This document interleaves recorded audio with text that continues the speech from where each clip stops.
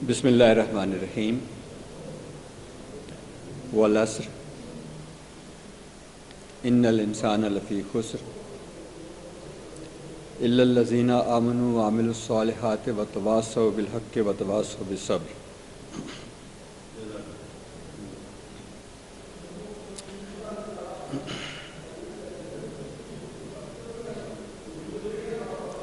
موضوع ہے آج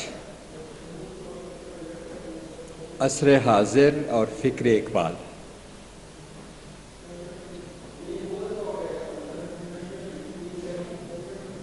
عصر حاضر کی میں پہلے وضاحت کروں گا کہ عصر حاضر سے کیا مراد ہے۔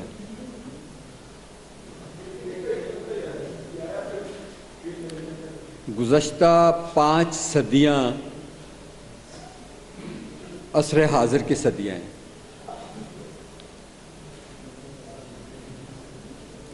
سولہویں صدی میں ایک نئے یورپ کی ولادت ہوئی۔ میں اسے یورپ کی نشأت ثانیہ نہیں کہتا ہوں، اس لیے کہ یورپ میں 2 تہذیبیں پروان چڑھی تھیں ماضی میں۔ پہلی یونانی تہذیب تھی اور دوسری رومی تہذیب تھی۔ یونان والوں نے بھی بہت کچھ کیا۔ سلطنت روما بہت وسیع و عریض سلطنت تھی۔ بیرا روم کے ارد گرد جتنے ممالک ہیں ان پہ ان کا قبضہ تھا، بلکہ شرق اوسط کے کئی ممالک پہ بھی۔ یونان ظاہر ہے کہ جنوبی یورپ میں ہے، اور اٹلی جس میں روم واقع ہے یہ بھی جنوبی یورپ میں ہے۔ یہاں کوئی نشأت ثانیہ نہیں ہوئی تھی، نہ 16ویں صدی میں نہ 17ویں صدی میں۔ جس کو یہ نشأت ثانیہ کہا جاتا ہے، یہ در حقیقت یورپ کے مغربی ممالک ہیں جہاں ایک نئے یورپ کی ولادت ہوتی ہے۔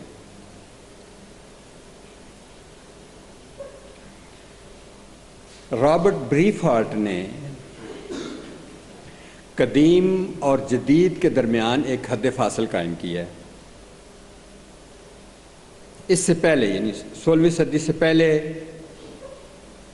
یورپ ازمنہ تاریک سے گزر رہا تھا۔ اس کو وہ ڈارک ایجز کہتے ہیں۔ یورپ ہمیشہ سے ڈارک ایجز سے گزر رہا تھا۔ اس کی جو نئی ولادت ہوئی ہے وہ 16ویں صدی میں ہوئی ہے۔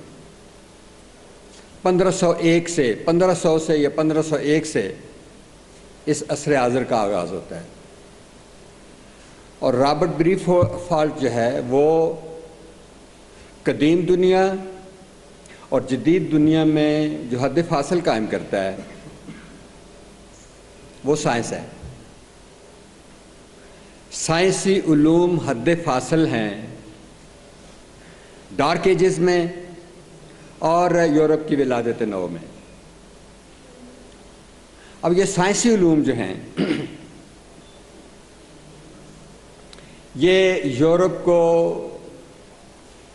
مسلمانوں کی دین ہے۔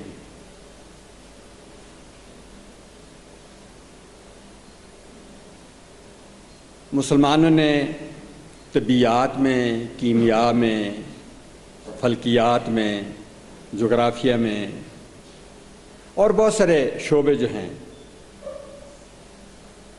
بہت ترقی کی تھی۔ اور یہ نہیں ہے کہ یہ میں کہتا ہوں یا علامہ اقبال کہتے ہیں، خود جو غیر جانبدار غیر متعصب محققین ہیں یورپ کے، امریکہ کے، وہ بھی یہ بات کہتے ہیں۔ مثلا بریف ہارٹ کی بہت مشہور کتاب ہے میکنگ آف ہیومینٹی، دنیا کی متعدد زبانوں میں اس کا ترجمہ مارکارا کتاب ہے، اردو میں بھی اس کا ترجمہ ہوا ہے، عبد المجید سالک نے کیا تھا تشکیل انسانیت کے عنوان سے۔ اس میں ساری تہذیبوں کا ذکر ہے، یونانیوں کا بھی ہے، سلطنت روما کا بھی ہے، مسلمانوں کے عہد کا ذکر بھی ہے، جدید یورپ کا ذکر بھی ہے، اور بہت ساری تہذیبیں ان کا بھی ذکر ہے۔ بریف ہالٹ ایک دفعہ نہیں، بار بار یہ دعویٰ کرتا ہے اور کہتا ہے کہ میں زیادہ زور اس بات پہ اس لیے دے رہا ہوں کہ بہت زیادتی کی گئی ہے، اور اب بھی جو کچھ میں لکھ رہا ہوں وہ کم ہے، اس سے زیادہ لکھا جا سکتا ہے۔ اس کا دعویٰ یہ ہے کہ تہذیب کے بہت سارے پہلو جو ہیں ان سے، مسلمانوں کی تہذیب سے، اندلس کی تہذیب سے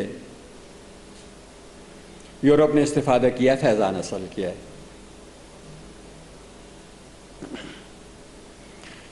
مسلمانوں کے اثرات تین طرح سے یورپ پر مرتب ہوئے۔ سب سے زیادہ اثر جو ہے وہ مسلم اسپین کا پڑا۔ یہ آپ نے ایک برٹرینڈ رسل کا مشہور مضمون ہے، وہ پڑھا ہوگا، دی ری اویکننگ ایسٹ۔ برٹرینڈ رسل اس میں یہ کہتا ہے کہ جب یورپ میں ڈارک ایجز، ازمنہ تاریک تھا، تاریکی کا زمانہ تھا، اس وقت اسپین میں ایک درخشاں تہذیب تھی۔ اب ظاہر ہے کہ ایک درخشاں تہذیب ایک ملک میں ہے تو ساتھ وہ ممالک استفادہ تو کرتے ہیں، اور رابرٹ بریف ہالٹ نے جو تفصیلات دی ہیں جو باب مسلمانوں کے سلسلے میں، اس کا عنوان ہی بیت الحکمت ہے۔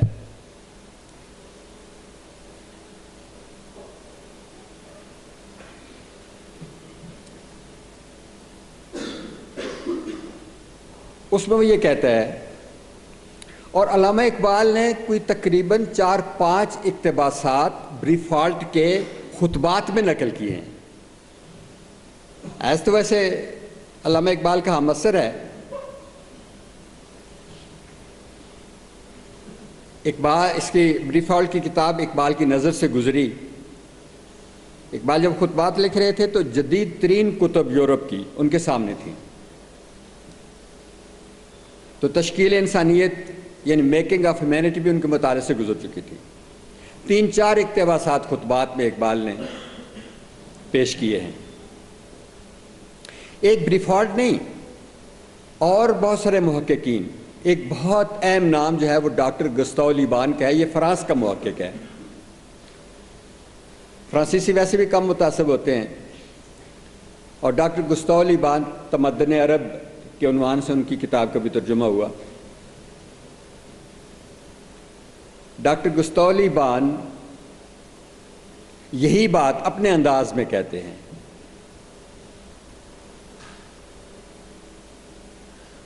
دوسرے محققین جو ہیں، ایک نام تو یہ سیز دا مومنٹ، صدر نکسن کی کتاب 9ویں کی دہائی میں کافی مشہور تھی۔ صدر نکسن نے ٹوائن بی کے حوالے سے لکھا ہے کہ سائنسی علوم میں، تہذیب میں، قانون میں 500 برس تک مسلمان دنیا کی قیادت کرتے رہے۔ 500 برس مجھے لگتا ہے کہ اس نے عربوں کا عہد لیا ہے، ورنہ اگر عثمانیوں کے عہد کو بھی شامل کریں تو وہ 900,000 سال بنتے ہیں۔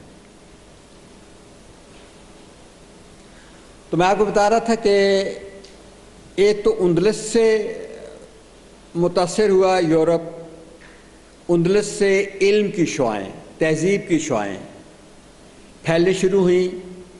یہ جو ڈارک ایجز ہے، جو ازمنہ تاریخ ہے، اس میں روشنی کی شعائیں جو ہیں تو وہ اسپین سے جا رہی تھیں، مسلم اسپین سے، اندلس سے۔ اس کے بعد جب صلیبی جنگیں ہوتی ہیں، یہ 200 سال تک جاری رہی ہیں۔ صلیبی جنگوں کے دوران اگرچہ عیسائی مذہبی پیشوا مسلمانوں کے خلاف بہت متعصبانہ تقریریں کرتے تھے، جوش دلاتے تھے لوگوں کو، نفرت انگیز تقریریں کرتے تھے، لیکن پھر بھی جہاں کہیں عیسائیوں کا مسلمانوں سے معاملہ آتا، انہیں سمجھنے کا موقع ملتا، تو وہ متاثر ہوئے بغیر نہیں رہتے تھے۔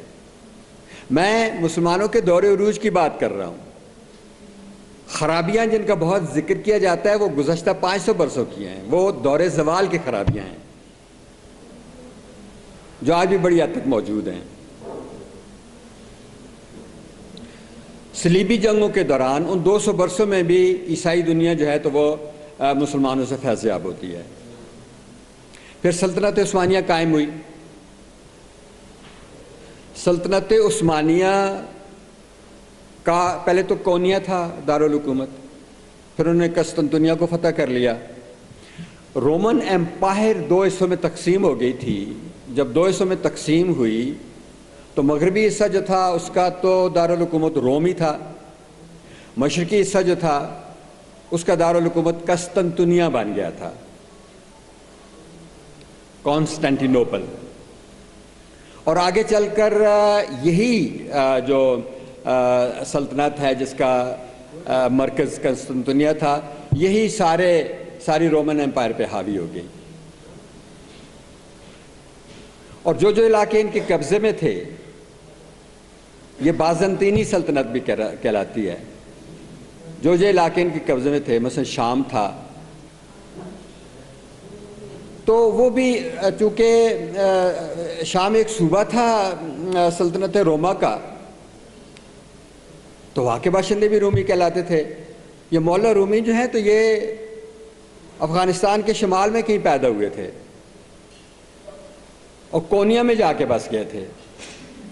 کونیا جو ہے وہ بھی سابقہ سلطنت روما کا حصہ تھا، تو وہ رومی کہلائے۔ بازنطینی سلطنت کا جو دارالحکومت تھا قسطنطنیہ، وہ عثمانیوں نے فتح کر لیا اور اس کا نام استنبول رکھا۔ استنبول کا اور اسلام آباد کا ایک ہی مفہوم ہے۔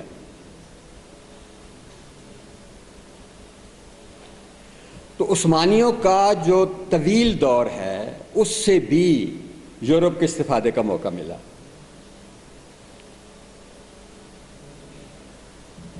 تو یہ سارے جو نام آپ کو ملتا ہے، اس کے علاوہ کئی نام ہیں۔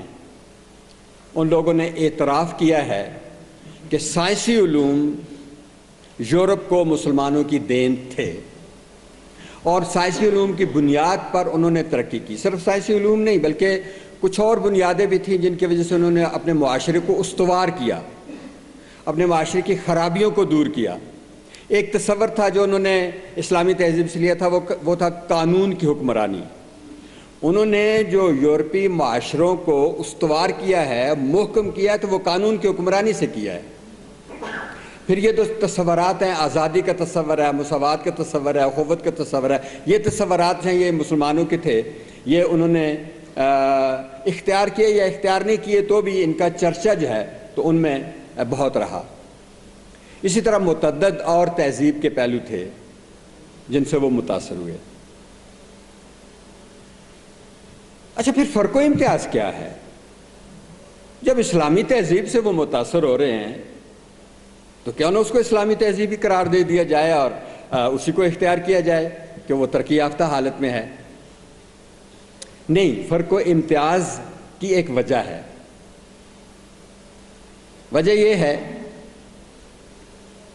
کہ اسلام کی بنیاد، اسلامی تہذیب کی بنیاد توحید کا تصور ہے۔ پورا اسلام جو ہے وہ تصور توحید کے ارد گرد گھومتا ہے۔ عظیم اسلامی تہذیب و تمدن، اس کی بنیاد توحید کا تصور ہے۔ یہ رسالت کا تصور، آخرت کا تصور، یہ سارے اس کے اندر آتے ہیں۔ وفاداری، بنیادی وفاداری، کسی اور کے ساتھ نہیں، بادشاہ کے ساتھ نہیں، مذہبی پیشواؤں کے ساتھ نہیں، کسی کے ساتھ نہیں، نسل کے ساتھ نہیں۔ اللہ کے ساتھ، بنیادی وفاداری اللہ کے ساتھ، یہ بنیاد ہے اسلامی تہذیب کی۔ لیکن انہوں نے اس بنیاد کو اختیار نہیں کیا۔ اگر یہ بنیاد اختیار کر لیتے تو پھر تو وہ مسلمان ہو جاتے۔ جہاں تک عیسائیت کا تعلق ہے، عیسائیت کو بھی انہیں خیر آباد کہنا پڑا۔ عیسائیت کے 3 ادوار ہیں، انہیں بھی ذرا سمجھ لینا چاہیے۔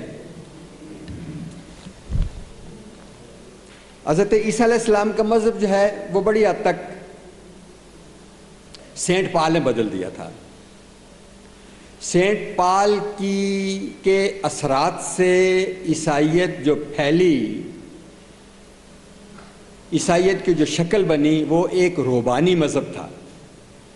ترک دنیا، جو زیادہ ترک دنیا میں آگے بڑھ جاتا تھا وہ زیادہ سینٹ کہلاتا تھا۔ جو زیادہ اپنے آپ اپنی خواہشات کو مارتا تھا اور دنیا کی آسائشوں سے دور رہتا تھا، وہ بڑا سینٹ بنتا تھا، ایک روبان تھا۔ پھر ایک وقت ایسا آیا کہ عیسائیت کا تسلط ہو گیا۔ یہ وقت تھا جب صلیبی جنگیں ہو رہی تھی۔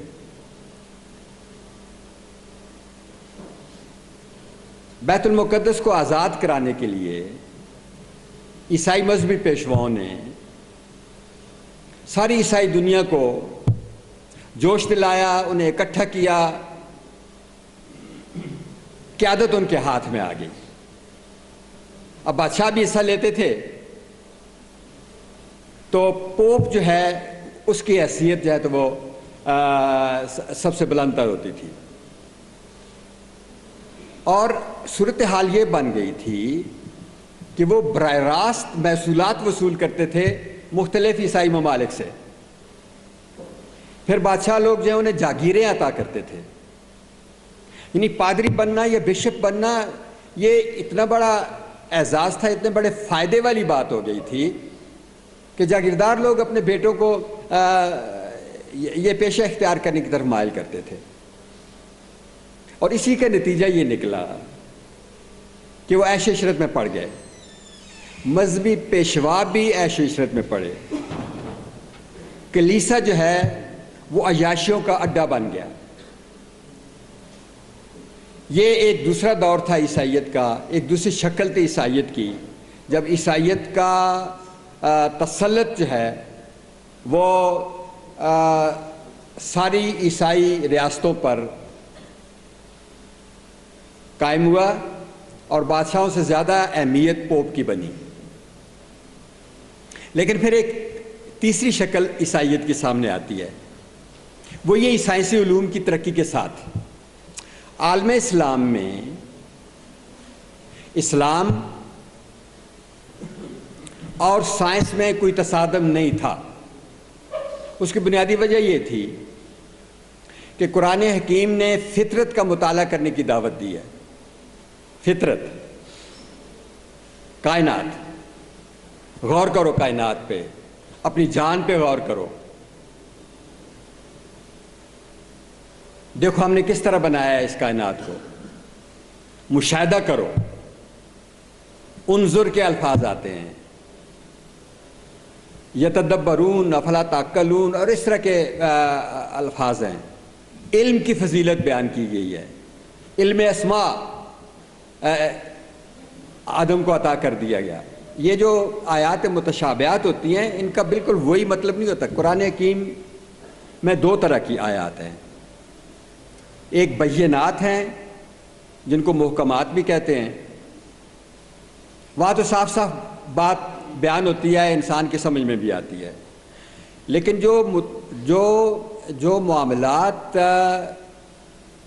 ہماری نظروں سے اوجھل ہیں، جیسے انسانیت کا آغاز و ارتقاء، جنت دوزخ، آخرت، تو یہ ان کے متعلق جتنی بھی آیات ہیں یہ آیات متشابہات ہیں۔ اللہ تعالیٰ نے قریب ترین انسانی فہم کے قریب ترین جو زبان ہو سکتی تھی اس زبان میں انہیں بیان کر دیا۔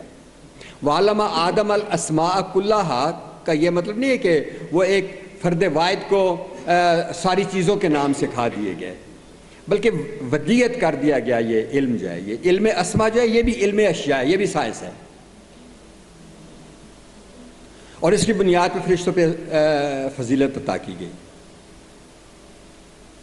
تو مسلمانوں نے تو قرآن حکیم کا مطالعہ کرنے کے بعد، اور کیوں اللہ تعالیٰ بار بار ہدایت کرتا ہے مشاہدہ کرنے کی اور مطالعہ کرنے کی اور تدبر کی، تفکر کی، وہ اس لیے کرتا ہے کہ تم جس وقت کائنات پہ غور کرو گے، تو تم اپنے آپ پہ غور کرو گے، تو تمہیں ہماری آیات نظر آئیں گی۔ تو اللہ کی ہستی کی یہی دلیل قرآن حکیم نے بار بار دی ہے۔ یہ جو دلائل دیے جاتے ہیں اللہ کی ہستی کے بہت سارے، وہ قرآن حکیم نہیں بیان کرتا۔ قرآن حکیم تو یہی بیان کرتا ہے کہ، اور پھر وہ ایک ہی شعر میں آپ کو سناتا ہوں، لینن خدا کے حضور میں پہلا شعر، اے انفس و آفاق میں پیدا تیرے آیات، حق یہ ہے کہ ہے زندہ و پائندہ تیری ذات۔ تو انفس جان جو ہے، نفس کی جمع ہے، آفاق کائنات، تو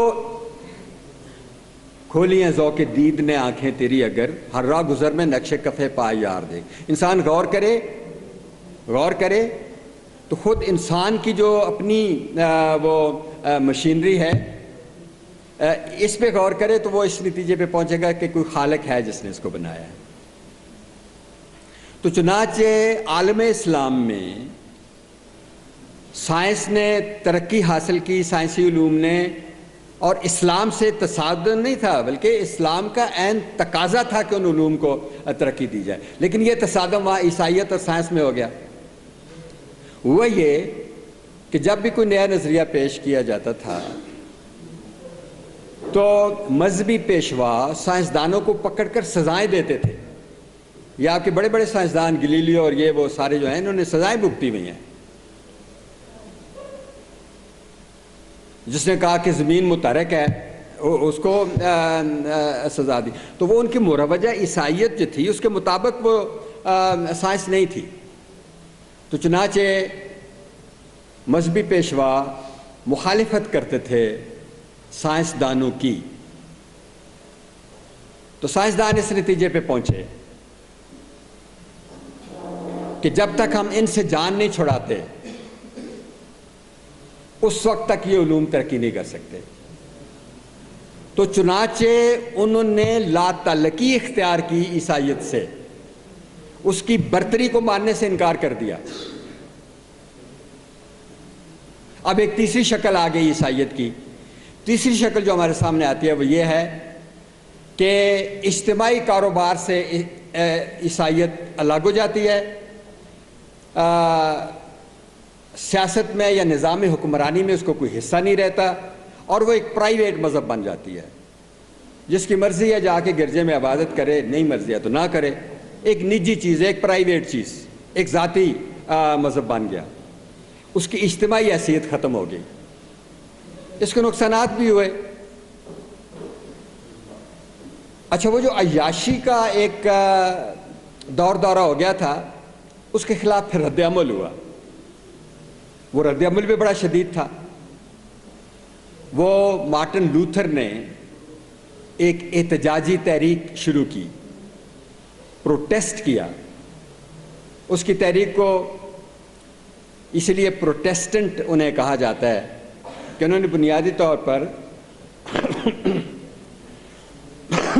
اس لیے وہ اسٹرپسلز کا میں نے آپ سے کہا تھا یہ مسئلے ہوتے ہیں، معذرت خواہ ہوں۔ تو مارٹن لوتھر نے ایک نیا مذہب گویا شروع کر دیا۔ وہ پرانے لوگ جو ہے وہ رومن کیتھولک کہلائے، اور نیا مذہب جو ہے وہ پروٹیسٹنٹ مذہب کہلایا، اور کئی ممالک پر پروٹیسٹنٹ لوگ جو تھے وہ حاوی ہو گئے۔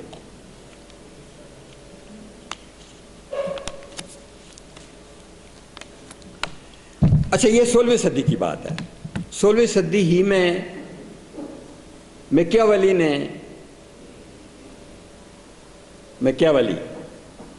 جس نے دی پرنس کتاب لکھی تھی، اس میں وہ حکمرانوں کو مشورہ دیتا ہے کہ عوام سے اگر کوئی وعدہ کرنا پڑے تو کر دو،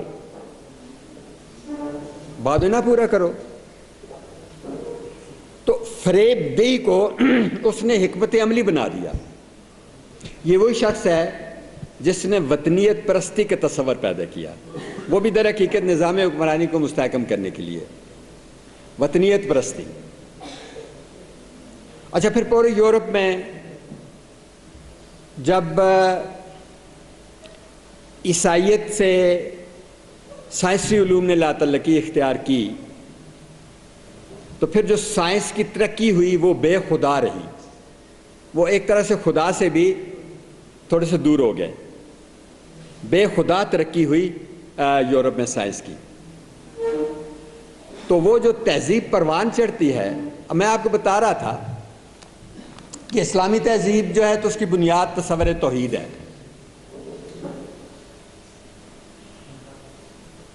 یورپی تہذیب جو پروان چڑھی تو اس کی بنیاد تھی دولت کا حصول، دولت کا حصول اس کی بنیاد تھی۔ وہ بہت محروم لوگ تھے، بہت محروم لوگ تھے۔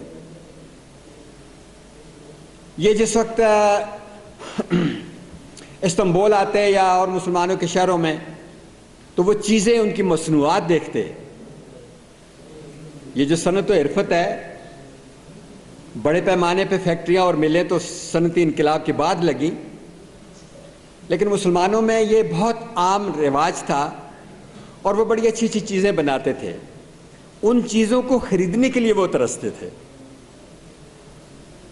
اور ایک قصہ بیان کیا ڈاکٹر گستاو لیبان نے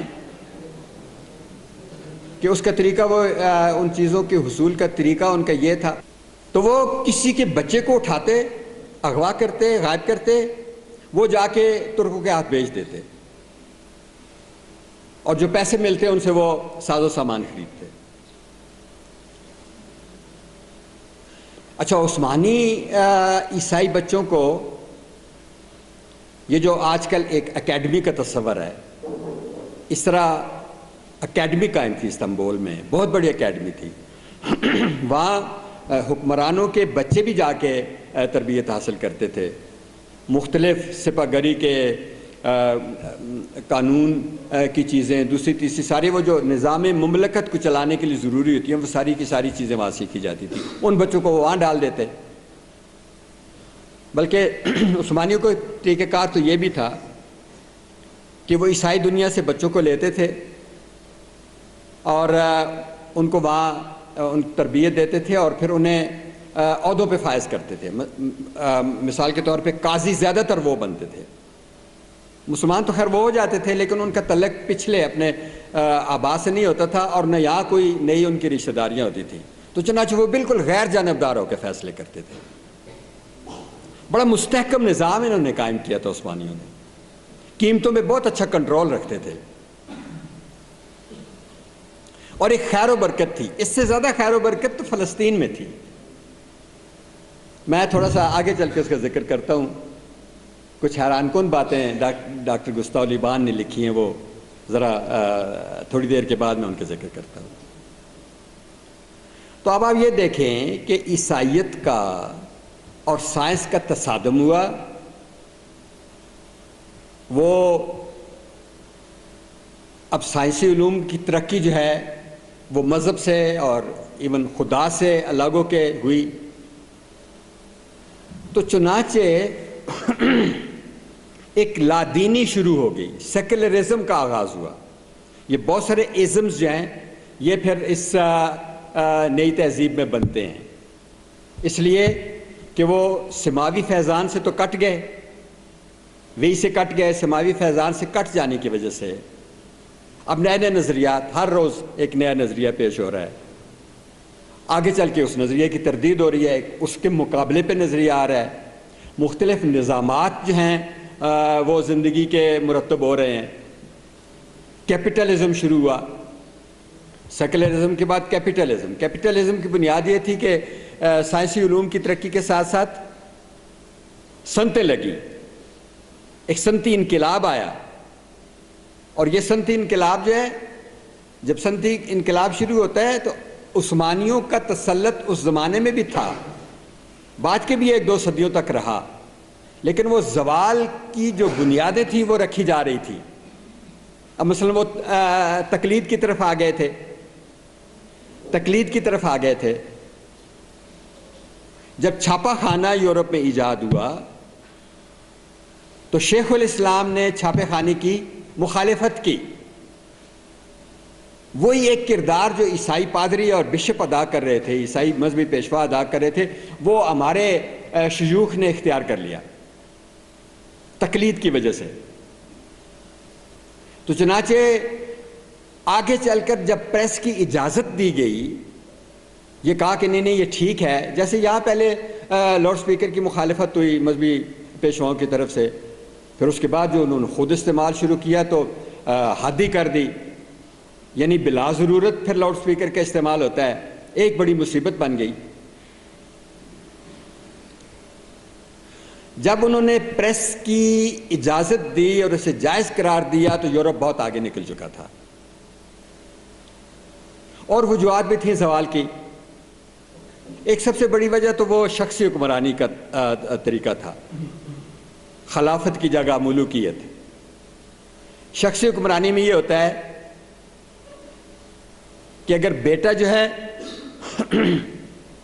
وہ باپ ہی کی طرح بہادر ہے، عقل مند ہے، سمجھ بوجھ رکھنے والا ہے، شیدائی ہے اسلام کا، تب تو کوئی مسئلہ نہیں ہے، اور ان کی تربیت بھی ہوتی تھی۔ لیکن وقت گزرنے کے ساتھ ساتھ ان کی دلچسپی زین سے زیادہ قالین کے ساتھ ہو گئی، اور طرح طرح کی کنیزیں آ رہی ہیں۔ اب یہ بھی ایک بہت ساری چیزیں ہیں جو ہیں وہ وضاحت طلب ہیں، یہ چیزیں کس طرح راسخ ہوئیں اور ان کو جائز سمجھا گیا۔ اب شہزادہ جو ہے وہ خوبصورت کنیزوں کو دیکھتا ہے تو ظاہر ہے کہ اس کی زندگی جو ہے وہ غلط رخ پہ چلی جاتی ہے۔ پھر وہی کنیزیں جو ہیں وہ آگے چل کر سلطنت کے امور میں دخیل ہو جاتی ہیں۔ بادشاہ سلامت عاشق بنے ہوئے ہیں کنیز کے، اور کنیز جو ہے اس کی یہ خواہش ہے کہ میرا بیٹا جو نالائق ہے وہ اگلا حکمران بنے۔ تو چنانچہ وہ اس طرح ایک تو محدود ہو جاتا ہے افراد کا انتخاب کہ صرف شاہی خاندان سے آپ کو، بادشاہ کے بیٹوں سے کسی کو حکمران بنانا ہے، اور دوسری بات یہ ہوتی ہے کہ اس طرح کی باتوں کی وجہ سے نالائق لوگ جو ہیں۔ تو چنانچہ سلطنت عثمانیہ کے آخری 7-8 حکمران جو ہیں سارے کے سارے بقول پال کینیڈی کے عظیم طاقتوں کا عروج و زوال، the rise and fall of great powers, یہ اس کی کتاب ہے، اس کا بھی اردو میں ترجمہ ہوا ہے، یہ بھی بڑی کتاب ہے۔ اس میں وہ کہتے ہیں کہ آخری جو 7-8 حکمران ہیں نہایت نکم ہیں، نہایت عیاش۔ یہی حال یہاں مغلیہ سلطنت کا تھا۔ ترکان تیموری، ترکان عثمانی بھی اس وجہ سے خوار ہوئے، یہاں ترکان تیموری بھی اسی وجہ سے خوار ہوئے۔ اورنگزیب عالمگیر کے بعد کوئی ایک اچھا حکمران پیدا نہیں ہوا۔ ہمارا بھی یہ بڑا مسئلہ ہے پاکستان کا، ہمیں بھی نااہل قیادتیں متواتر ہمارے حصے میں آ رہی ہیں۔ اچھا، میں اصلی مقام پہ پہنچتا ہوں۔ مسلمانوں کا زوال اور یورپ کا عروج ساتھ ساتھ ہوتا ہے، 18ویں صدی پہنچتے پہنچتے انہوں نے کالونائزیشن شروع کر دی، سامراجیت۔ چونکہ اپنی پیداوار کی کھپت کے لیے نئی منڈیاں چاہیے تھیں، اور پھر خام مال چاہیے تھا، وہی خام مال جو ہے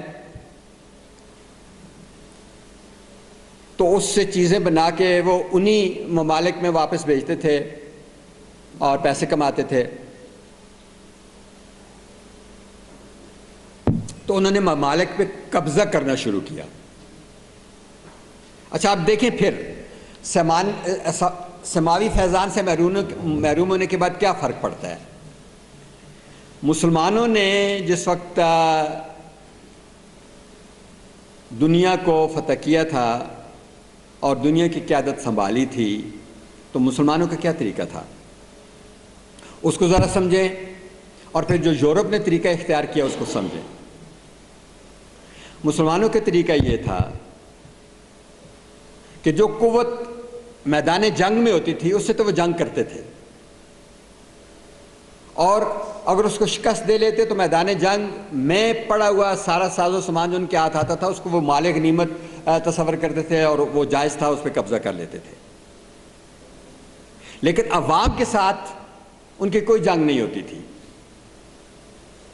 قتل و غارت گری عوام کی نہیں ہوتی تھی، خواتین کی عزتیں نہیں لٹتی تھی، مکانوں سے نہیں نکالا جاتا تھا، جائیدادوں پہ قبضہ نہیں کیا جاتا تھا۔ یہ تین چیزیں جو ہیں، جان، مال، عزت، ان تینوں چیزوں کی وہ حفاظت کرتے تھے۔ میں چند ایک مثالیں، چونکہ آپ ان مثالوں سے واقف ہیں تو میں بات کو واضح کرنے کے لیے چند ایک مثالیں پیش کرتا ہوں۔ پہلی مثال فلسطین کی لیں، بیت المقدس کی لیں۔ بیت المقدس پہ عیسائی قابض تھے، یہودی بھی تھے۔ حضرت عمر فاروق کے زمانے میں بیت المقدس فتح ہوا، خود حضرت عمر بیت المقدس تشریف لے گئے اور ایک لمبا اعلان کیا۔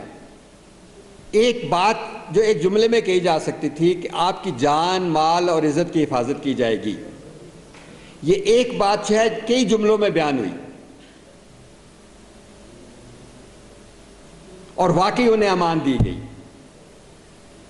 واقعی ان کی عزتیں پامال نہیں کی گئیں، واقعی ان کی جائیدادوں پہ قبضہ نہیں کیا گیا، ان کے گرجاؤں کو نہیں چھیڑا گیا، انہیں مذہبی آزادی حاصل تھی۔ اچھا، پھر مسلمان جس وقت غالب آ جاتے تھے تو غیر مسلموں کو وہی حقوق دیتے تھے جو ان کے اپنے ہوتے تھے۔ تین بنیادی حقوق، یہی حقوق، جان، مال، عزت کی حفاظت۔ مسلمان زکوٰۃ ادا کرتے تھے، وہ اس بدلے میں جزیہ دے دیتے تھے، کم و بیش یہ رقم برابر ہوتی تھی، جزیہ کوئی بہت بڑی رقم نہیں ہوتی تھی، لیکن یہ بنیادی حقوق برابر ہوتے تھے مسلمانوں کے اور غیر مسلموں کے، کوئی استحصال نہیں ہوتا تھا۔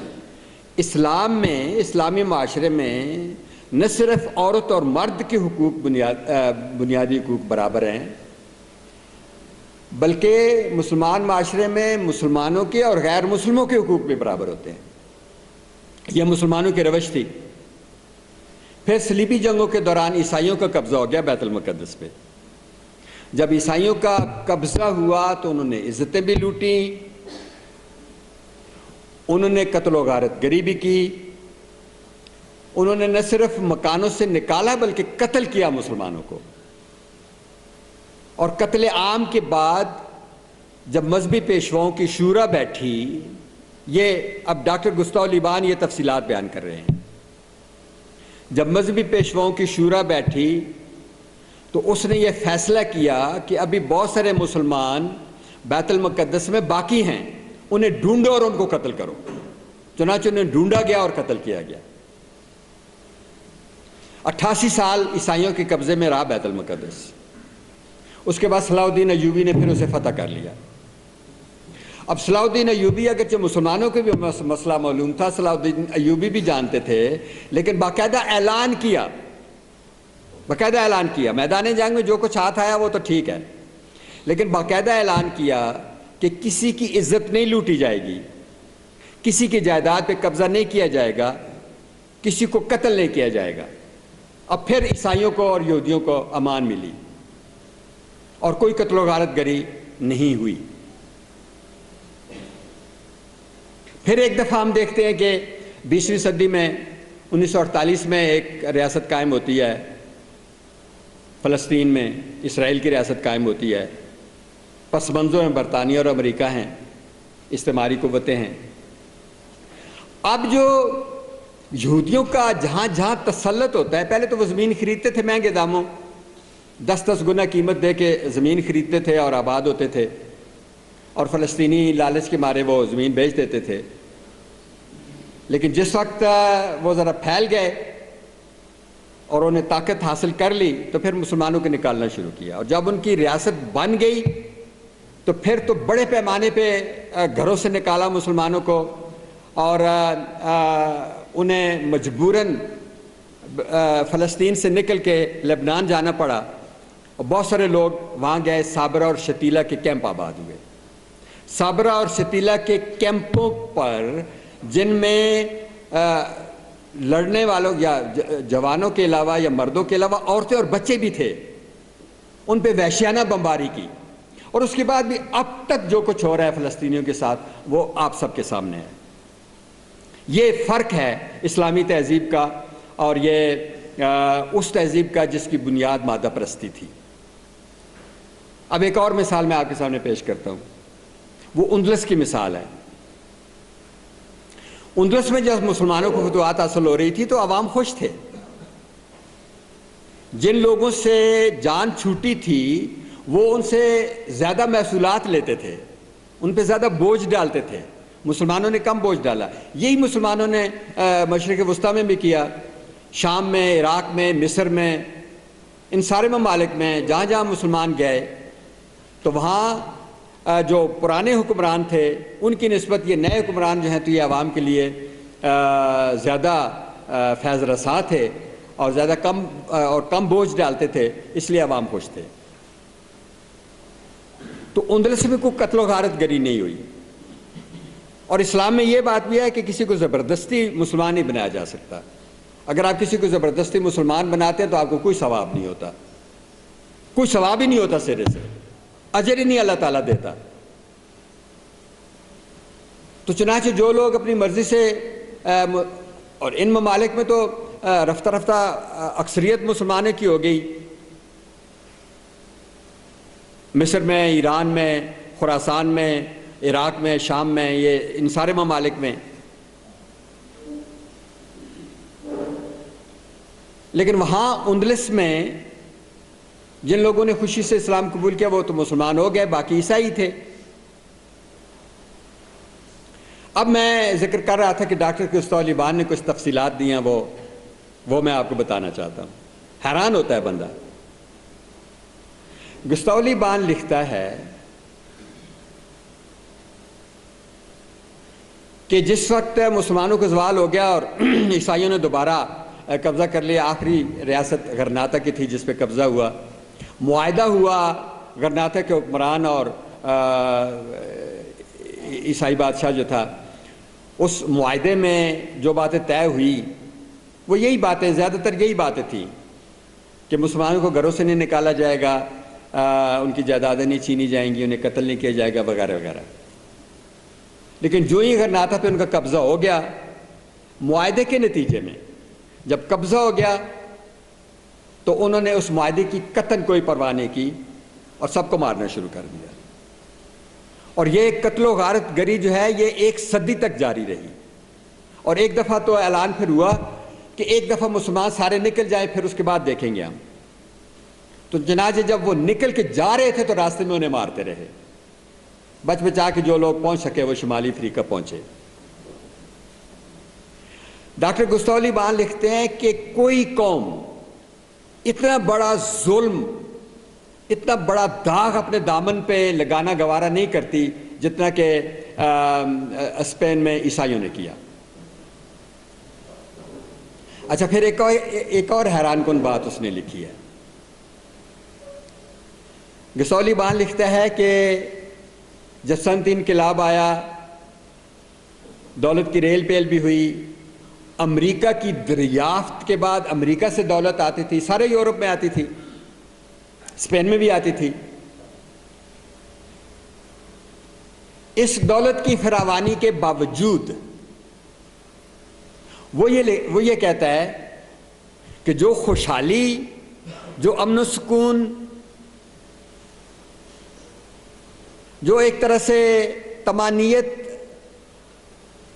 اندلس میں تھی وہ پھر کبھی بحال نہیں ہوئی، وہ دور پھر کبھی نہیں آیا۔ اور پھر ایک بات تو ہم نے دیکھی 60 کی دہائی میں، یہ 50 کی دہائی کے آخر میں یا 60 کی دہائی کی ابتدا میں اسپین کے لوگوں نے 1000ویں برسی منائی عبد الرحمن سوم کی. اب وہ نیشنلزم کے تحت اون کرتے ہیں سب کو، سارے سابقہ حکمرانوں کو. اس وقت عبد الرحمن سوم سے زیادہ بڑا ہیرو اسپین کا کوئی نہیں ہے. تو مسلمانوں نے کیا کیا؟ یہ مثالیں میں یہاں بند کرتا ہوں تاکہ بات ذرا آگے بڑھے. انہوں نے کالونائزیشن شروع کی، سامراجیت شروع کی. مسلمانوں نے نہیں کی تھی. مسلمان رہ بس جاتے تھے، گھروں سے بھی نہیں. یہ جو قاہرہ ہے یہ تو مسلمانوں کی چھونی تھی، انہوں نے نئی جگہ آباد کی تھی. اصل شہر سے یہ دور رہے تھے، اصل شہر سے کسی کو نہیں نکالا تھا. یہی پھر آگے چل کے تو یہ جگہ مرکز بن گئی. تو مسلمانوں نے غیر مسلموں کے ساتھ، اور وجہ کیا تھی؟ وجہ کیا تھی؟ وجہ یہ تھی قرآن حکیم میں جناب رسالت مآب کے جو اوصاف بیان کیے گئے ہیں ان میں سب سے زیادہ نمایاں 3 صفات ہیں. ایک ہے کہ ہم نے تمہیں ساری نسل انسانی کے لیے نمونہ بنا کے بھیجا ہے. تو ہر مسلمان کا یہ فرض بنتا ہے کہ وہ اس نمونے کی پیروی کرے جو جناب رسالت مآب کی شخصیت کا ہے. شخصیت کا نمونہ، شخصی نمونہ. رسوم و ظواہر کی بات نہیں ہے. حقیقی اسلام میں اور رواجی اسلام میں یہی فرق ہے. ان کی جو شخصیت تھی، شخصی اوصاف تھے، انہیں اختیار کرنے کی ہدایت ہے. وہ شخصی اوصاف کیا ہیں؟ 2 نمایاں صفات، 2 نمایاں اوصاف قرآن حکیم میں جو دوسرے اللہ تعالیٰ نے بیان کیے ہیں. وہ ایک یہ ہے کہ ہم نے تمہیں خلق عظیم پہ فائز کیا ہے، اور ایک اور وصف جو بیان کیا ہے وہ یہ ہے کہ ہم نے تمہیں رحمت للعالمین بنا کے بھیجا ہے. اب علامہ اقبال ان چیزوں پہ غور کرتے ہیں اور ان سے دیکھتے ہیں اور پھر اسلامی تاریخ کا مطالعہ کرتے ہیں اور ایک نتیجے پہ پہنچتے ہیں. دوسرے لوگ بھی کرتے ہیں لیکن وہ اس نتیجے پہ نہیں پہنچ پاتے. اگر مسلمان خلق عظیم پہ فائز نہیں ہیں اور اگر مسلمان رحمت للعالمین نہیں کرتے ہیں تو یہ امت بیکار ہے. مسلمانوں نے اپنے دور عروج میں رحمت للعالمین کے نمونے پیش کیے ہیں. اسی لیے تو خلق خدا پہ انہوں نے ظلم نہیں کیا اور انہیں برابر کے حقوق عطا کیے. اب انہوں نے جب کالونائزیشن کی، ممالک پہ قبضہ کیا تو لوگوں کو دبا کے رکھا. برابر حقوق کا تو سوال ہی نہیں پیدا ہوتا. دبا کے رکھا، ان کا استحصال کیا.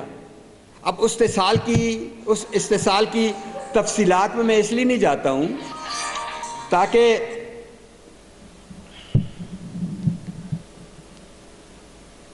زیادہ اس طرح وقت خرچ ہو جائے گا اور میری بات مکمل نہیں ہو سکے گی. قصہ مختصر یہ ہے کہ بڑے بڑے مظالم جو ہیں تو انہوں نے خلق خدا پہ کیے. علامہ اقبال زمانہ ان کے ایک نظر میں نے جو قرآن حکیم کی صورت تلاوت کی ہے والعصر والی، زمانہ ایک نظم اقبال کی ہے، اس کے 2-3 شعر میں آپ کے سامنے پیش کرتا ہوں. پانچ صدیوں سے مسلمان زوال کا شکار ہیں، اور یہی 5 صدیاں جو ہیں مغرب کے عروج کی صدیاں ہیں. ایک زمانہ ایسا تھا کہ مسلمانوں کا غلبہ بھی تھا لیکن زوال بھی ساتھ سے شروع ہو گیا تھا. اب یہ وہ زمانہ ہے کہ ان کا غلبہ بھی ہے، عصر حاضر اب بھی ان کا ہے، لیکن ان کے زوال کے آثار ظاہر ہو رہے ہیں. زوال کا عمل شروع ہو گیا ہے.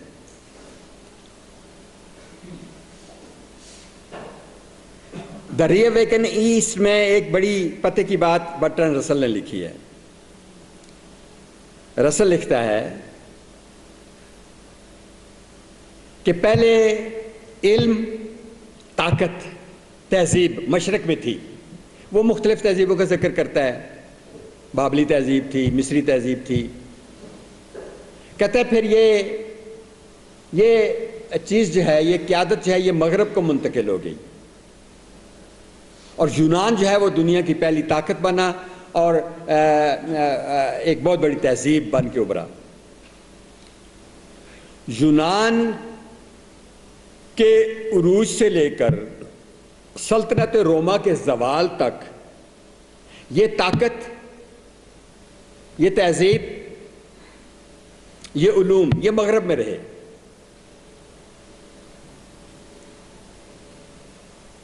اور پھر مسلمانوں کے عروج کے ساتھ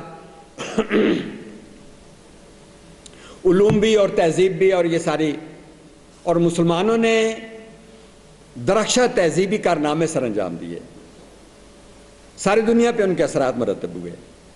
اکثر ممالک تو مسلمان ہو گئے، جو مسلمان نہیں ہوئے وہاں بھی اثرات مرتب ہوئے۔ گستاؤلی بان لکھتا ہے کہ چینیوں نے مسلمانوں سے اتنے اثرات قبول کیے ہیں جتنے ہندوؤں نے بھی نہیں کیے، لیکن پھر مسلمانوں کے زوال کے ساتھ یہ علوم جو ہیں اور یہ تہذیب جو ہے اور یہ طاقت جو ہے، یہ مغرب کو منتقل ہو جاتی ہے۔ یورپ کے مغربی ممالک آگے بڑھتے ہیں اور ساری دنیا پہ چھا جاتے ہیں، اب تک وہی چھائے ہوئے ہیں۔ لیکن وہاں ایک پتے کی بات جو کر رہا ہے بٹ اصل وہ یہ ہے کہ اب پھر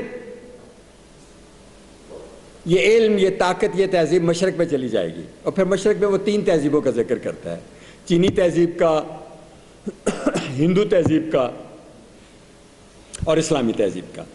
میں اس تفصیل میں نہیں جاتا ہوں، اس کے مضمون کا آخری جملہ ہے "As long as hope is possible, I shall continue to hope, and a large part of my hope will be centered in the East." اب اس نظم کی طرف آئیں، زمانہ، اقبال کی نظم۔ کہتے ہیں جو تھا نہیں ہے، جو تھا، یونانی بھی تھے، رومن بھی تھے، بہت، جو تھا نہیں ہے، جو ہے نہ ہوگا، یہی ہے ایک عرفے میں ارمانہ، قریب تر ہے نمود جس کی، اسی کا مشتاق ہے زمانہ۔ اور پھر شفق نہیں مغربی افق پر، یہ جوئے خوں ہے، یہ جوئے خوں ہے، طلوع فردہ کا منتظر ہے کہ دوش و امروز ہے فسانہ، اور جہان ناؤ ہو رہا ہے پیدا، وہ عالم پیر مر رہا ہے، جسے فرنگی مقامروں نے بنا دیا ہے قمار خانہ۔ اب جو موجودہ مغربی تہذیب ہے، جو عصر حاضر ہے، اس کے بعض تہذیبی پہلو تو بالکل اسلامی ہیں۔ اب ہمارا جو قدامت پرست طبقہ ہے،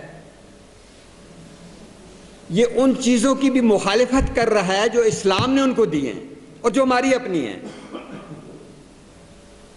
اب سائنسی علوم ہم نے ان کو دیے، اب سائنس کی مخالفت کی کیا توقع ہے؟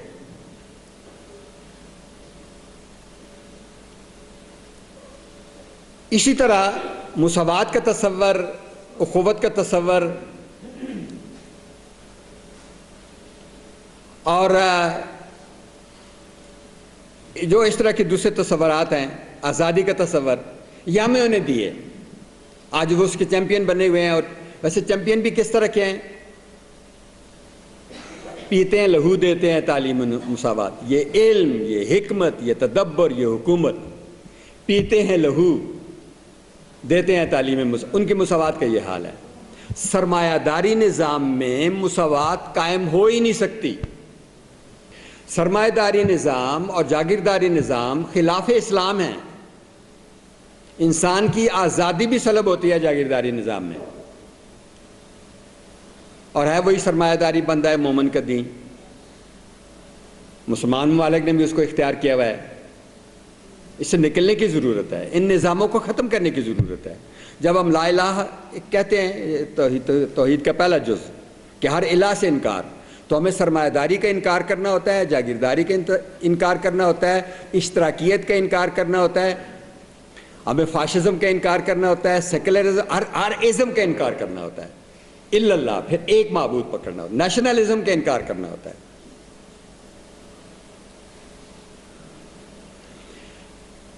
یہ بات ذرا تفصیل سے اس نے بیان کیا ہے رابرٹ بریفارٹ نے کہ مغربی تہذیب کا جو ارتقاء ہوا ہے تو اس کے بہت سارے پہلو ایک دوسرے کے اوپر نیچے پڑتے رہے ہیں، یعنی بہت سارے پہلوؤں کا آپس میں تصادم ہے. مثلا ایک طرف کیپٹلزم، دوسری طرف سوشلزم. جب آپ سماوی فیضان سے کٹ جاتے ہیں تو آپ ایسے نظامات اختیار کرتے ہیں جو ایک دوسرے کی کاٹ کرتے ہیں، جو ایک دوسرے سے کے متصادم ہوتے ہیں. معذرت خواہ ہوں.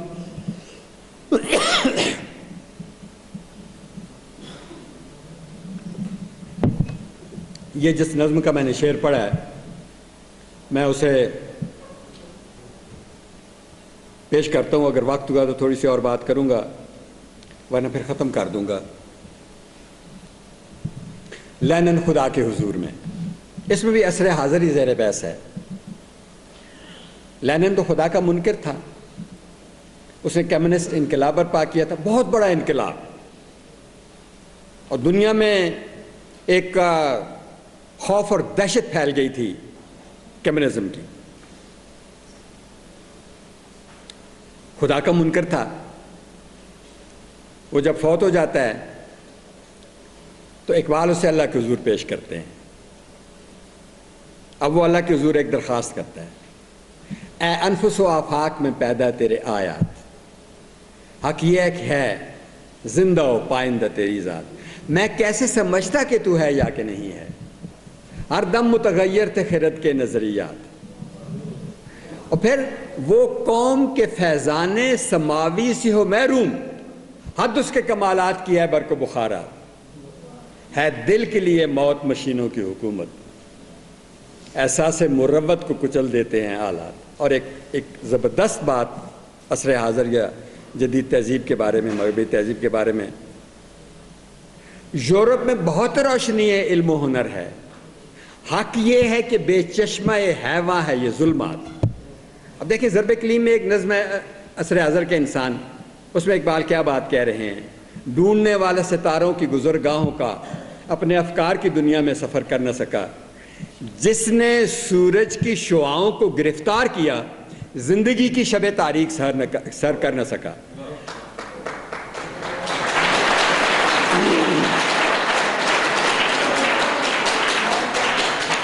آج وہ دنیا کو امن نہیں دے رہے، سلامتی نہیں دے رہے، خوشحالی سے ہمکنار نہیں کر رہے، دنیا کے مسئلے حل نہیں کر رہے، دنیا میں روشنی نہیں بکھیر رہے، دنیا کو قتل و غارت گری کے ذریعے تباہ و برباد کر رہے ہیں. چنانچہ شفق نہیں مغربی افق پر، یہ جوئے خوں ہے، یہ جوئے خوں ہے، طلوع فردا کا منتظر رہ کے دوش امروز ہے فسانہ.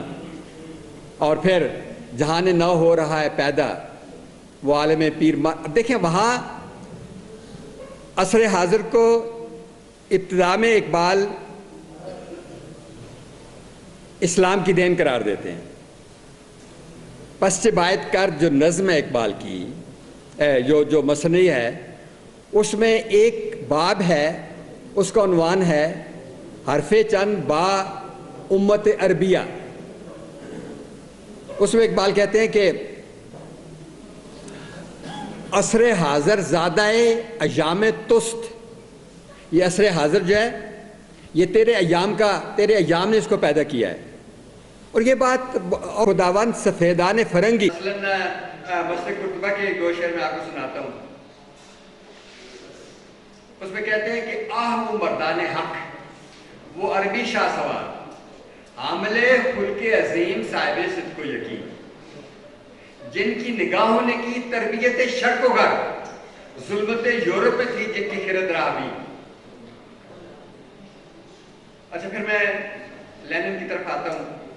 یورپ میں بہت روشنی ہے، علم و ہنر ہے، حق یہ ہے کہ بے چشمہ حیواں ہے یہ ظلمات، یہ علم، یہ حکمت، یہ تدبر، یہ حکومت، پیتے ہیں لہو دیتے ہیں تعلیم مساوات. اور یہ سلسلہ چلتا ہے.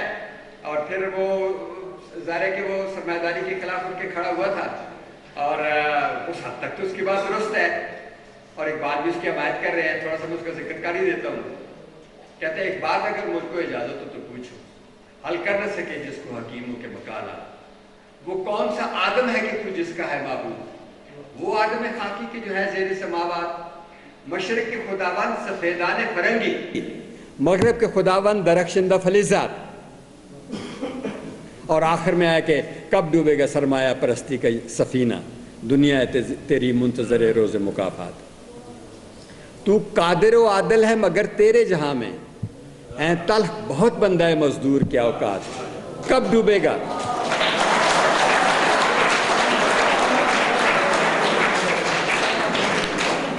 کب ڈوبے گا سرمایہ پرستی کا سفینہ، دنیا ہے تیری منتظر روز مکافات. اس کی تائید و توثیق کرتے ہوئے فرشتے ایک گیت پیش کرتے ہیں اللہ کے حضور، اور یہ کہتے ہیں کہ تیری دنیا میں سب کچھ ٹھیک نہیں ہو رہا. عشق ہے بے مقام ابھی، عقل ہے بے زمام ابھی، ہے تیرے جہاں میں ہے وہی گردش صبح و شام ابھی. یہی سلسلہ چل رہا ہے. اور پھر اللہ تعالیٰ، اللہ کا کام صفائیاں پیش کرنا تو نہیں ہے نا، اللہ کا کام تو حکم دینا ہے. اللہ حکم دیتا ہے فرشتوں کو، فرمان خدا فرشتوں سے، اٹھو میری دنیا کے غریبوں کو جگا دو، کاخے و مرا کے در و دیوار ہلا دو. میں آپ سے پاکستان کے حالات کی بات میں نہ بیان کرتا، لیکن بات یہ ہے کہ اقبال جس جہان نو کا ذکر کر رہے ہیں، وہ جہان نو جو ہے اس کے لیے اسی ریاست کو ایک کردار ادا کرنا ہے جس ریاست کا تصور اقبال نے پیش کیا تھا، اور وہ پاکستان کی اسلامی جمہوریہ ہے. اور ہم فکر اقبال سے انحراف کر کے جن راہوں پہ چلے اور جس طرح خوار ہوئے، اس المناک داستان کا کہیں خاتمہ ہونا چاہیے اور ہمیں اپنا اصل کردار ادا کرنا چاہیے. یہاں کیا ہوا؟ یہاں پاکستان بننے کے بعد لیاقت علی خان نے کوشش کی تھی زرعی اصلاحات نافذ ہوں، لیکن جاگیرداروں نے ناکام بنا دیا تھا. ایوب خان نے کچھ کوشش کی لیکن وہ بہت ہی ادھوری سی کوشش تھی، اور ایک گرین انقلاب برپا کرنے کی کوشش کی تھی. پھر زرعی اصلاحات ذوالفقار علی بھٹو نے نافذ کی. ایک ایکٹ بھی قومی اسمبلی نے منظور کیا. اس ایکٹ کے تحت ہندوستان نے 25 کنال سے زیادہ زمین جاگیرداروں سے لے لی تھی. ہندوستان کی سیاست جو اصلی ڈگر پہ رہی ہے وہ اس وجہ سے کہ جاگیرداروں کا کوئی کردار نہیں رہا. لیکن وہ زرعی اصلاحات جو ہیں وہ لولی لنگڑی تھیں جو بھٹو نے متعارف کرائی تھی. اس کے باوجود وہ زرعی اصلاحات کا وہ جو بل، وہ جو ایکٹ تھا، وہ سپریم کورٹ کے اپیلنٹ بینچ نے نامنظور کر دیا اور جاگیرداری بحال ہو گئی. یہ بھی ایک عجیب و غریب قصہ ہے. بات یہ ہے کہ آپ جس وقت مسلک کی بنیاد پر، وہی لوگ جو کسی نہ کسی مسلک کے مقلد ہیں اور زبردست تقلید کرتے ہیں اور دوسرے مسالک کو بلکہ گمراہ سمجھتے ہیں، آپ ان کو جس وقت آپ لے آتے ہیں، اوپر لے آتے ہیں. اب مثلا اسلامی نظریاتی کونسل جو ہے یہ پولیٹیسائز ہو گئی ہے.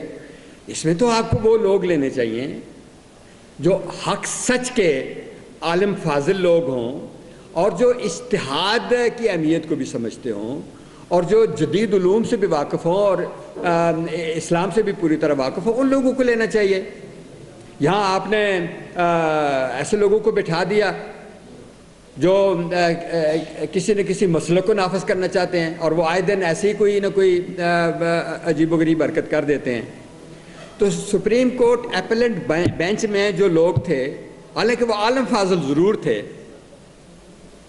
تقی عثمانی تھے، پیر کرم شاہ تھے، ایک اور کو عالم بھی تھے، جسٹس صفی الرحمان تھے، اور جسٹس نسیم حسن شاہ یہ جدید لوگوں میں سے تھے. انہوں نے زرعی اصلاحات کی حمایت کی. لیکن چونکہ سوء اتفاق سے وہاں میں نے اپنی یہ جو میری نئی کتاب آ رہی ہے اقبال کے فہم اسلام پر اعتراضات، ایک مطالعہ، اس میں ایک طویل بحث جو ہے تو وہ مزارعت اور جاگیرداری کے سلسلے میں ہے، اور وہاں میں نے سید ابواللہ مودودی سے اختلاف کیا ہے. حالانکہ میں ان کے تفہیم القرآن کے بہت حوالے دیتا ہوں. اور پھر وہ اختلاف کرنے کے بعد میں پروفیسر خورشید احمد سے ملا. یہ میری ان سے پہلی اور آخری ملاقات تھی. ان سے میں نے کہا جی کہ میری تو جو تحقیق ہے وہ تو یہ ہے کہ جو مسئلہ ملکیت زمین مولا ابوالعلا مودودی نے بیان کیا ہے وہ درست نہیں ہے، مزارعت حرام ہے اسلام میں۔ تو پتہ ہے مجھے توقع یہ تھی کہ وہ مجھے بتائیں گے کہ نہیں آپ کا مطالعہ ابھی ناقص ہے، آپ کی تحقیق ابھی کمزور ہے، آپ اور کام کریں۔ انہوں نے مجھ سے یہ کہا کہ آپ کا نقطہ نظر درست ہے، اور بعد میں ہم نے مولانا کی وفات کے بعد ہم نے جماعت اسلامی کی مجلس شورا میں ملکیت زمین کی حد مقرر کی ہے۔ یعنی جس وقت کوئی نظام مثلا جاگیرداری نظام آپ کے پورے نظام کو فاسد کر رہا ہے تو ریاست کو مداخلت کا حق ہونا چاہیے، اور وہ حق پہنچتا ہے۔ ان لوگوں نے جو قانون سازی کی وہ ساری کی ساری اپنی حمایت میں تھی۔ اب انکم ٹیکس جو ہے وہ تو ان لوگوں سے لینا چاہیے نا جن کی انکم ہوتی ہے۔ اب جاگیرداروں کی انکم پہ انکم ٹیکس معاف ہے، ایک کوٹھی باولپور میں ہوتی ہے، دوسرا بنگلہ لاہور میں ہوتا ہے، تیسرا اسلام آباد میں ہوتا ہے، کام وہ کرتے نہیں ہیں، کام کاشتکار کرتے ہیں، کسان کرتے ہیں، اور ان کا خون یہ چوستے رہتے ہیں۔ اس لیے اقبال نے اگلے شعر میں کہا کہ جس کھیت سے دہقاں کو میسر نہ ہو روزی، اس کھیت کے ہر خوش ہے گندم کو جلا دو۔ یہ فرمان خدا فرشتوں سے۔ تو کہنا یہ ہے کہ نہ صرف یہ کہ یہ انکم ٹیکس نہیں دیتے، پھر یہ کرتے ہیں کہ یہ بھاری قرضے لیتے پھر وہ معاف کرا لیتے ہیں، پھر یہ حکومت بناتے ہیں تو باہر سے قرضے لیتے ہیں، وہ بجٹ کا خسارہ پورا کرتے ہیں اور بجٹ کو اس طریقے سے خرچ کرتے ہیں کہ ایک بڑا منصوبہ بنائیں گے، اس پہ لاگت اگر 20 ارب روپے آتی ہے تو یہ 60 ارب روپے اس کی لاگت بتائیں گے، اور بہت سارا مال اس طرح ہضم کر لیں گے۔ ملکی وسائل کو لوٹ کے ہمیں ان لوگوں کی وجہ سے پاکستان کو بہت زیادہ نقصان پہنچ رہا ہے، ان سے جان چھڑانے کی ضرورت ہے۔ تو پاکستان کا وہ کردار جو اقبال نے متعین کیا ہے اس کردار کی طرف آنا ہے، لیکن یہ ان لوگوں کو ہٹانا آسان نہیں ہے۔ اب بھی آپ کی قومی اسمبلی میں 50% سے زیادہ فیوڈلز ہیں، ان لوگوں کو ہٹانا آسان نہیں ہے۔ اس کا طریقہ وہی ہوگا جو طریقہ پاکستان کے قیام کے لیے استعمال کیا گیا۔ پاکستان کس طرح قائم ہوا؟ پاکستان قائم ہوا ہے 1907 سے لے کے 1938 تک 30-32 برس مسلسل علامہ اقبال اسلامی قومیت کا تصور راسخ کرتے رہے دل و دماغ میں کہ مسلمان ایک الگ امت ہیں، مسلمان ایک الگ قوم ہیں، یہ ہندوؤں سے مل کے ایک قومیت نہیں بنا سکتے، اور جب مسلمان ایک الگ قوم ہے تو ان کے لیے ایک الگ ریاست ہونی چاہیے، اور وہ الگ ریاست جو بنے گی وہ ملوکیت کے اثرات سے پاک ہوگی۔ ملوکیت کے اثرات میں سب سے بڑا جو وہ ہے علامت ہے وہ جاگیرداری ہے۔ اور بھی چیزیں اقبال نے کی، اب وہ تو پھر ایک دوسرا موضوع بن جاتا ہے۔ میں اپنی گفتگو کو اب ختم کرنا چاہ رہا ہوں۔ اقبال نے جو کہا کہ جہان نو ہو رہا ہے پیدا، یہ عالم پیر مر رہا ہے، جسے فرنگی مقامروں نے بنا دیا ہے کمار خانہ۔ یا مسجد قطبہ کے وہ شعر دیکھیں جس میں کہتے ہیں کہ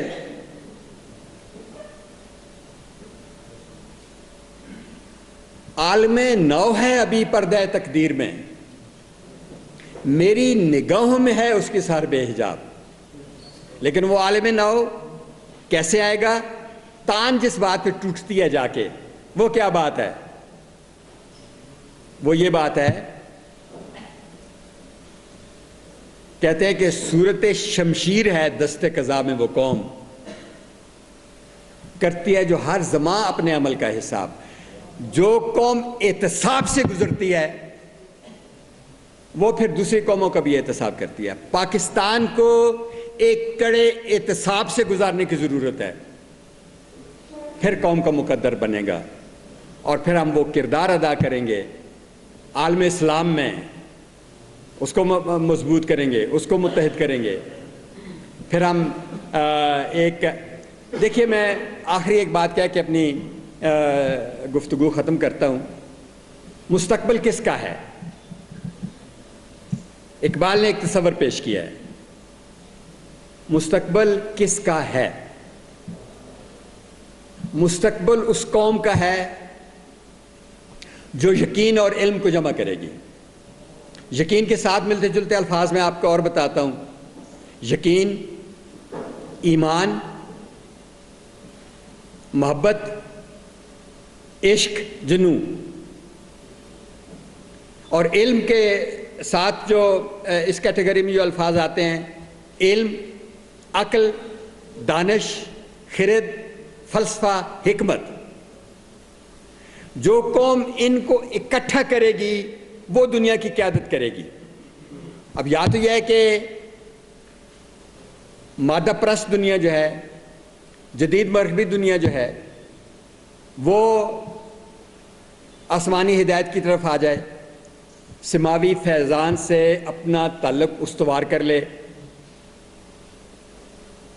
تو ٹھیک ہے، یہ استحصال بند ہو جائے گا، یہ قتل و غارت گری بند ہو جائے گی، دنیا امن و سکون سے رہے گی، ایک نیا نظام استوار ہوگا. اور یا پھر یہ کہ مسلمان اپنے یقین کو محکم کرتے ہوئے علم کی دنیا میں آگے بڑھیں. علم کو اور یقین کو جب وہ اکٹھا کریں گے تو مستقبل ان کا ہوگا، اور ہونا چاہیے. اس لیے کہتے ہیں کہ بتاؤں تجھ کو مسلمان کی زندگی کیا ہے، یہ ہے نہایت اندیشہ و کمال جنوں. مسلمان کی زندگی مختصراً بیان کیا جائے تو یہ ہے کہ یہ ہے نہایت اندیشہ، اندیشی کی نہایت، عقل مندی کی نہایت، حکمت کی نہایت، حکمت کی انتہا، کمال جنون، ایمان، یقین، عشق، اس کا کمال. تو حکمت کا کمال اور یقین کی انتہا، ان کو جب آپ جمع کریں گے تو وہ مسلمان کی زندگی بنے گی. بہت بہت شکریہ جی.